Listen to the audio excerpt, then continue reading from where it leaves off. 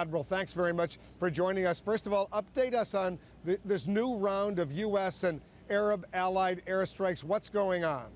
These strikes just ended moments ago, Wolf. It was against 12 targets in eastern Syria.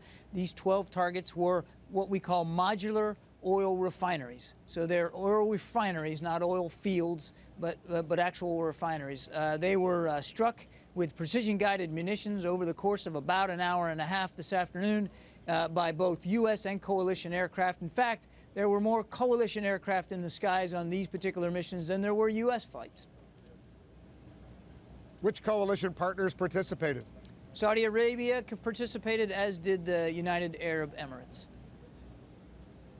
And they dropped more bombs, precision missiles or whatever than the U.S. did. Is that what you're saying, Admiral? Well, we're still working on, I don't have an exact number of actual munitions dropped. I can tell you they were all precision-guided munitions. But what I am saying is that the majority of the aircraft on these missions were actually coalition aircraft and not U.S. So these 12 targets, tell us why they were selected.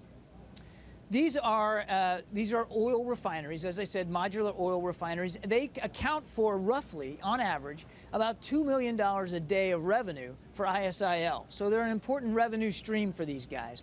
They are in a remote part of eastern Syria, so we know that there wasn't a big risk of causing any collateral damage or civilian casualties.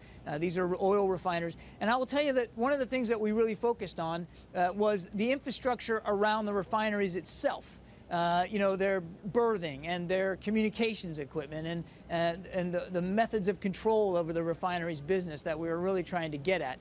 We're going to do a battle damage assessment throughout the night. And hopefully tomorrow morning we'll have a much better sense of how well we did. Again, these strikes have just now ended. The aircraft are all safely back on deck, but that's only happened in the last 20 minutes. And so I take it all U.S., Saudi, UAE aircraft left safely. There was no problem as far as that was concerned, right? That is right, Wolf. All the aircraft, all the pilots have returned safe and sound. My other guess is this is only just the beginning. ISIS can anticipate a whole lot more. Is that right? Absolutely, Wolf. We're going to keep the pressure on them. We said that yesterday. This is the beginning of a long effort. The United States military is poised and ready to contribute to that effort for as long as it takes. There will be more. There will be more. Do you have a complete bomb damage assessment from the first couple of rounds of U.S. and coalition airstrikes? We do, Wolf. We've completed the assessment, the analysis of the first night strikes. What I can tell you is that we're very, very confident that we not only hit what we were aiming at, but that we caused the kind of damage we wanted to cause. And I think you saw in the briefing yesterday, in some buildings we just wanted to hit communications gear on the roof, or maybe just one side of the building. So we were very, very precise, very lethal, very targeted, and we're very comfortable that these strikes were successful and executed very, very professionally. Do you know if you killed the al-Nusra leader, the man known as the Turk? We do not know that, Wolf. We cannot confirm any particular leadership that might have been killed in any of these strikes. In fact, we've been asked, well, how many ISIL fighters did you kill? We don't know that yet either.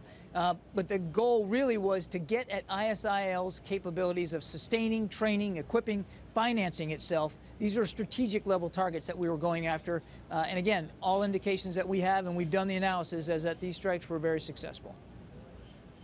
On the first night, we know those Tomahawk cruise missiles were launched against a separate round of targets, the Khorasan Group targets, a separate terrorist organization, as you know. There have been reports that you targeted the leader of the Khorasan, this man, Muhsin al-Fadli. Do you know if he was killed? We don't know that, Wolf. We can't confirm the fate of Mr. Fadli. But we were honest about the fact that one of the things you go after when you go after groups like this is their ability to command and control and to lead themselves. And certainly if you're a leader of an organization like this, you're fair game. That imminent threat from the Khorasan Group, that imminent threat no longer exists. Is that right? Well, again, we're still doing we're still trying to take a look at that particular set of strikes. We do believe that we severely disrupted and degraded their ability to plot and to plan there near Aleppo. But I'm not prepared right now to say that the threat that the Khorasan Group poses, either in this particular case or any other, has been completely eliminated.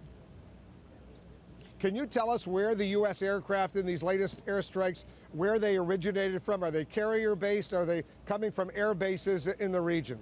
What I can tell you is that the aircraft that participated in today's strikes were land-based aircraft, and they came from bases in the region. Wolf, I'm really not going to go into any more detail than that.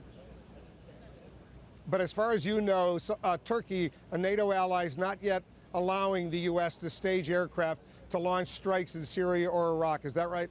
Well, again, without getting into the specifics of partner nation contributions, and we know Turkey's going to be a partner in this, they've said that, and they'll have to speak for the way in which they're going to participate. We are getting great regional cooperation. We're very pleased with that, very grateful for that. And as I said at the outset, that cooperation isn't just in terms of basing, it's in terms of flying, it's in terms of dropping bombs. And the majority of the aircraft, as I said, that flew today's operations were from coalition partners.